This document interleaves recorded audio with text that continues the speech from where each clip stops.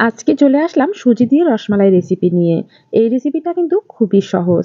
ছানা দিয়ে রসমালাই তৈরি করা একটু ঝামেলার, তবে সুজির রসমালাই তৈরি করা একদমই সহজ।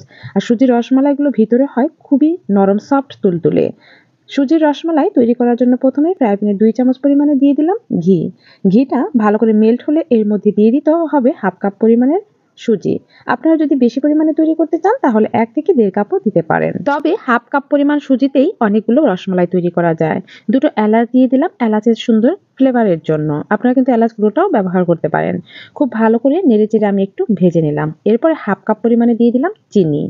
চিনিটা দিয়ে এখন এর মধ্যে আমি 1 কাপ পরিমাণে লিকুইড দুধ দেব। আর এই দুধটা কিন্তু আগে থেকে একটু জাল করে নেওয়া ছিল। সেই দুধটাই আমি 1 কাপ পরিমাণে এখানে দিয়েছি, যাতে করে সুজিগুলো খুব ভালো করে সিদ্ধ হতে পারে এবং টাইট একটা ডো তৈরি হতে পারে। দেখুন দুধটা কিন্তু শুকিয়ে এসেছে এবং টাইট একটা ডো হতে শুরু করেছে। এভাবে স্প্যাচুলা দিয়ে খুব ভালোভাবে নেড়েচেড়ে আমি টাইট একটা ডো তৈরি করে নেব। আর ঘি দেওয়াতে এর মধ্যে কিন্তু অনেক সুন্দর একটা ফ্লেভার আসছিল। মিষ্টিতে অবশ্যই একটু ঘি ব্যবহার না করলে কি হয়? এখন স্প্যাচুলা দিয়ে খুব ভালো করে নেড়েচেড়ে আমি ডোটা কমপ্লিট করে রেখে দিলাম। অন্যদিকে একটা পাত্রে আমি এখানে 1/4 কাপ দিয়ে দিলাম চিনি। ক্যারামেলের জন্য চিনিটা ব্যবহার করছি। যখন এরকম হালকা কালার চলে আসবে তখন স্প্যাচুলা দিয়ে নেড়েচেড়ে ক্যারামেলটা তৈরি করতে হবে।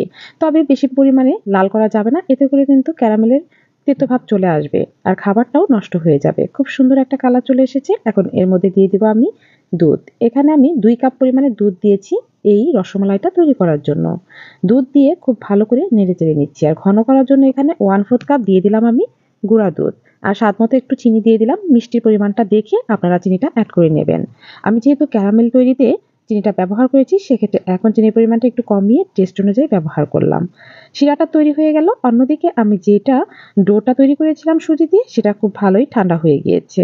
কুসুম, কুসুম গরম থাকা অবস্থায় এর মধ্যে একটা ডিমের কুসুম দিয়ে দিতে হবে। ডিমের সাদা অংশ বাদ দিয়ে আমি শুধুমাত্র ডিমের কুসুমটাই ব্যবহার করলাম। আর স্বাদমতো একটু লবণ। এখন হাত দিয়ে খুব ভালো করে মেখে নিতে হবে। এলাচ দুটোকে এখন ফেলে দেব আমি এখান থেকে। না হলে দাঁতে লাগলে খেতে খুব বাজে লাগবে। আর ডিমের কুসুম দেওয়াতে কিন্তু এটা নরম হয়ে যাবে না। আরো বেশি আঠালো একটা ভাব চলে আসবে। আর মিষ্টি তৈরির ক্ষেত্রে যেকোনো ছানা আপনারা যদি ময়াম করেন তখন দেখবেন এরকম হাতের সাথে লেগে যাবে এবং সফট হবে। তাই সুজিও কিন্তু এরকম সফট করে মুথে নিতে হবে। এরপর হাতটা ধুয়ে আমি একটু ঘি লাগিয়ে তারপর হচ্ছে মিষ্টিগুলো তৈরি করে নেব। আর মিষ্টির ডোটা কিন্তু এরকম নরমই হবে। তবে সুজি তো এর জন্য অনেকটা আঠালো হয়েছে। মিষ্টিগুলো ভেঙে যাওয়ার কোনো সম্ভাবনা নেই। হাতের তালুতে এরকম সামান্য ডো নিয়ে ঘুরিয়ে, ঘুরিয়ে গোলাকৃতি করে আমি মিষ্টিগুলো তৈরি করে নিচ্ছি। আপনারা কিন্তু লম্বাটে টাইপেও তৈরি করতে পারেন। সবগুলো মিষ্টি আমার তৈরি হয়ে গিয়েছে। এবার ফ্রাই প্যানে আমি তেল দিয়ে দিয়েছি। তেলটা যখন কুসুম, কুসুম গরম হবে তখনই আমি এই মিষ্টিগুলো দিয়ে দেব। আর মিষ্টিগুলো আমি হালকা আঁচে উল্টিয়ে পাল্টিয়ে ভেজে নেব। এখন এক পিঠ উল্টিয়ে দিচ্ছি। এভাবে উল্টিয়ে পাল্টিয়ে মিষ্টিগুলো ভেজে নিতে হবে। দেখুন সুজির মিষ্টি তবে কিন্তু একটুও ভেঙে যাবে না বা ফেটেও যাবে না। হালকা যদি চিরা ভাব চলে আসে তাহলে এতে ভয়ের কোনো কারণ নেই। এতে করে কিন্তু আরো মিষ্টিগুলো খুব সুন্দরভাবে রসে টইটুম্বর হতে পারবে। উল্টিয়ে পাল্টিয়ে সবগুলো মিষ্টি আমি ভেজে নিয়েছি। আর কালারটা করেছি আমি গোল্ডেন কালার। আপনারা চাইলে আরো হালকাও করে ভেজে নিতে পারেন। তবে আমি আমার পছন্দ মতো কালার করে ভেজে নিয়েছি। এখন আমি তেল ছেঁকে এটা তুলে নেব আর সরাসরি কিন্তু শিরার মধ্যে দিয়ে দেব। শিরাটাও কিন্তু একটু ভালোই গরম আছে, কুসুম, কুসুম এর মধ্যে দিয়ে দিতে হবে। আর দিয়ে 2 থেকে 3 ঘন্টার মতো ঢাকনা দিয়ে ঢেকে রেখে দিতে হবে। 2 ঘন্টা পরে দেখুন শিরাটা কতটা ঘন হয়ে এসেছে। আর রসমালাইগুলোও কিন্তু আমার পরিবেশনের জন্য একদম রেডি।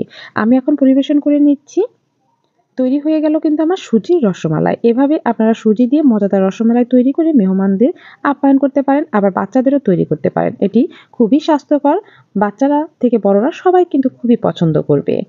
আজকের রেসিপিটা কিন্তু খুব সহজভাবেই আমি দেখানোর চেষ্টা করেছি। যদি ভালো লেগে থাকে তাহলে লাইক, কমেন্ট, শেয়ার করে পাশেই থাকবেন। কিছু ড্রাই ফ্রুটস দিয়ে আমি পরিবেশন করেছি।